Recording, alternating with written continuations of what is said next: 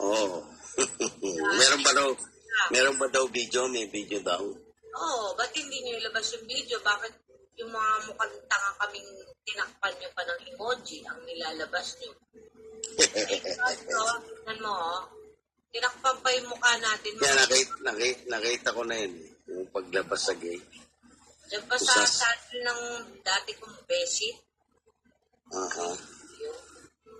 Eh, wala namang masama dyan. Kumuha kayo ng picture. Ibig sabihin, sikat kami dahil akalain yun, nag-aasakay ng panahon.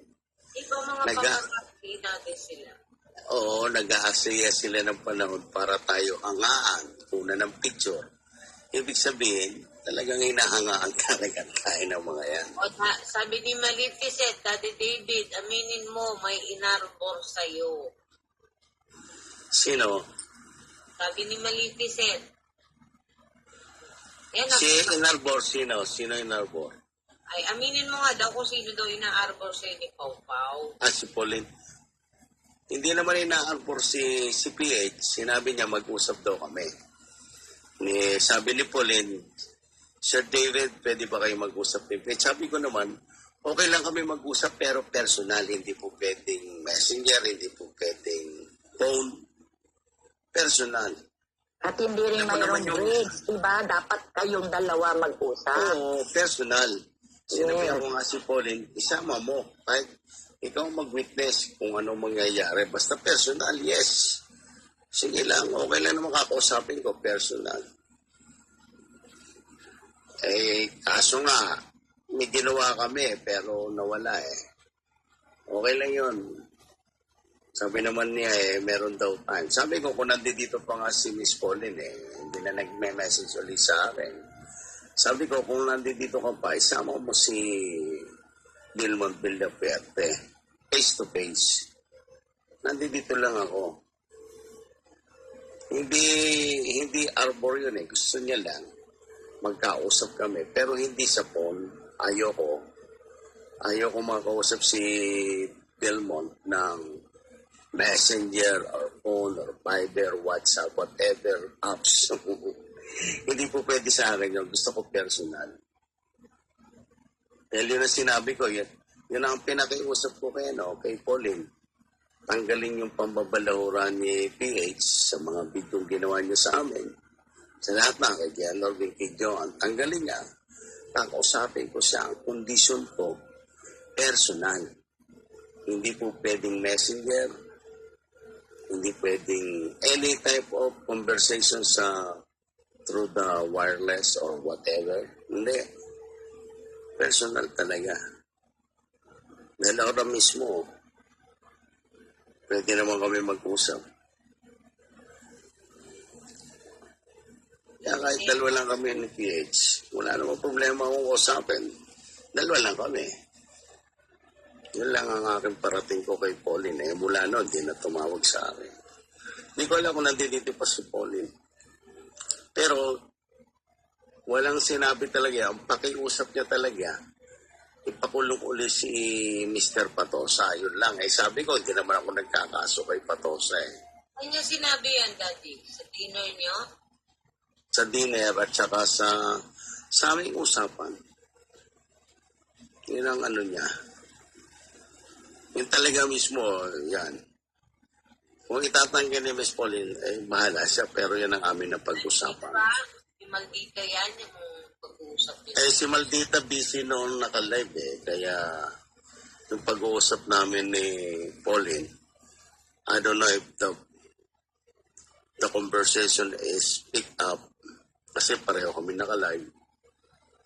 Pero, yan ang usapan namin talaga. Hindi sinisiraan si Patosa talaga. Hindi sa sinisiraan ni Pauline.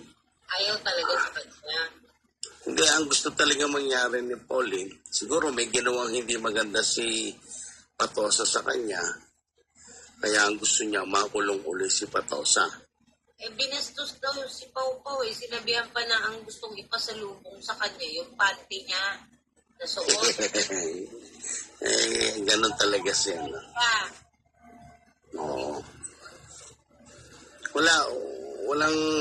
Walang paninira si Pauline. Yun ang Ang gusto lang talaga ni Pauline, Sir David, pakulong nyo na lang ulit si Nani. Yun lang.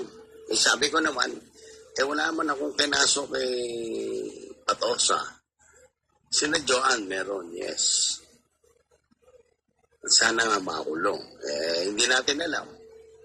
Kasi nasa prosecutor pa. Hindi pa natin alam kung ano. Di lang naman cyber libel, kaso sa akin yun, may perjury pa. Kaya nga, tsaka kung ano nga. Falsification pa.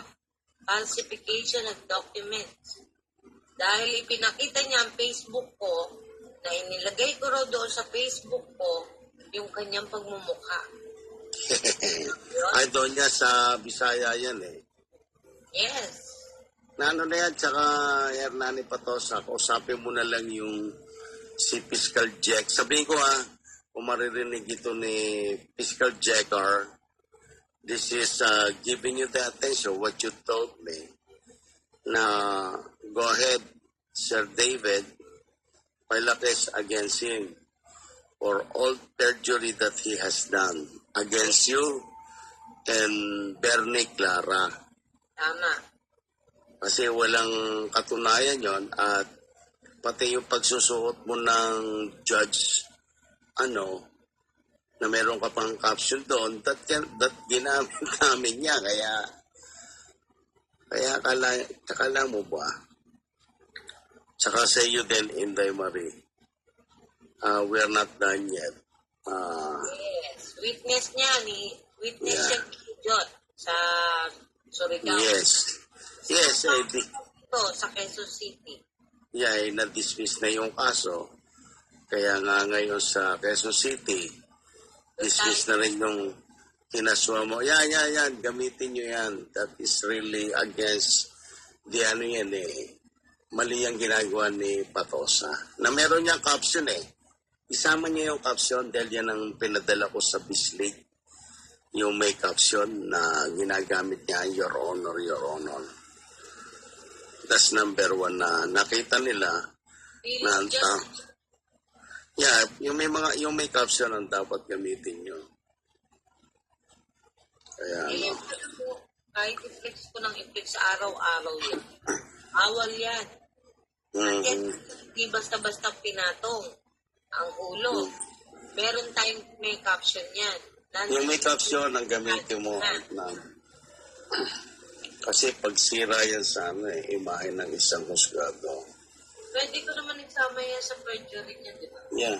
Hindi, yung ginamit niya sa Bislig. Okay.